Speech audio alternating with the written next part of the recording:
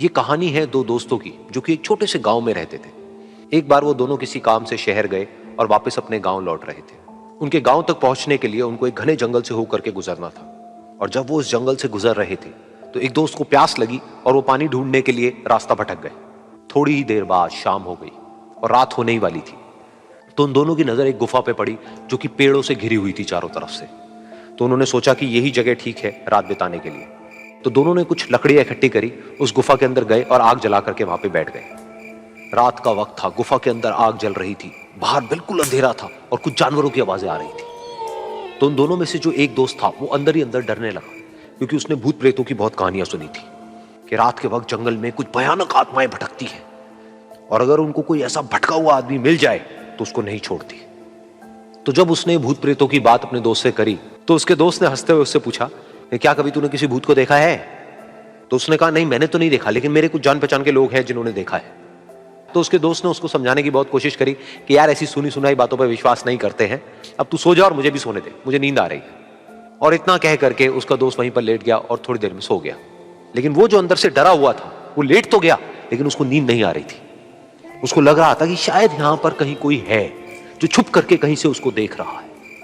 उस आग की वजह से कुछ परछाइयां बन रही थी वहां पर पत्थरों पर, तो उन परछाइयों को देख करके भी वो डर रहा था। फिर कुछ घंटे तक ऐसे ही चलता रहा। फिर उसके बाद में क्योंकि वो थका हुआ था तो उसको नींद आ गई। लेकिन नींद आने के कुछ देर बाद ही उसको एक सपना आया। सपने में उसको एक बहुत ही भयानक परछाई उसकी तरफ बढ़ती हुई नजर आई। अब जैसे जैसे वो अंदर से डरता चला जा रहा था, वो परछाई उसके और पास आती चली जा रही थी और बड़ी होती चली जा रही थी। और उस परछाई में एक हाथ उसको नजर आया जिसके बड़े बड़े नाखून थे, और वो हाथ उसकी तरफ बढ़ता चला गया और उसके गले तक पहुंचने ही वाला था कि तभी वो डर करके एकदम से उठा। फिर उसने अपने दोस्त की तरफ देखा जो कि सो रहा था, उसको पकड़ करके जोर से उठाया। फिर उसने अपने दोस्त को बताया कि उसके साथ में क्या हुआ। तो उसका दोस्त फिर हंसने लगा। फिर उसके दोस्त ने उसको कहा, अब अगर दोबारा से तुझे वो परछाई दिखे तो तू वही कहियो जो मैं तुझे कह रहा हूं कहने के लिए, फिर देखते हैं वो परछाई तेरा क्या करती है। तुझे अपने अंदर ही अंदर बोलना है, मैं तुझसे नहीं डरता, सामने आ। तो उसके दोस्त ने वैसा ही किया।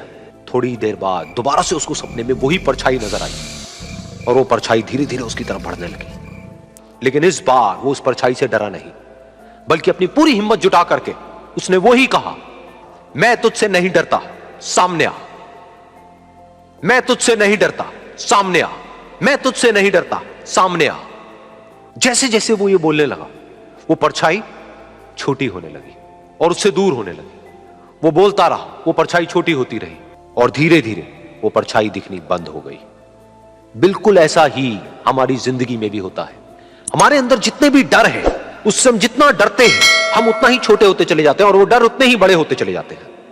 लेकिन अगर हम अपने अंदर के डरों से नहीं डरते हैं और उसका सामना करते हैं तो दुनिया का ऐसा कोई भी डर नहीं है जो कि हमें डरा पाए।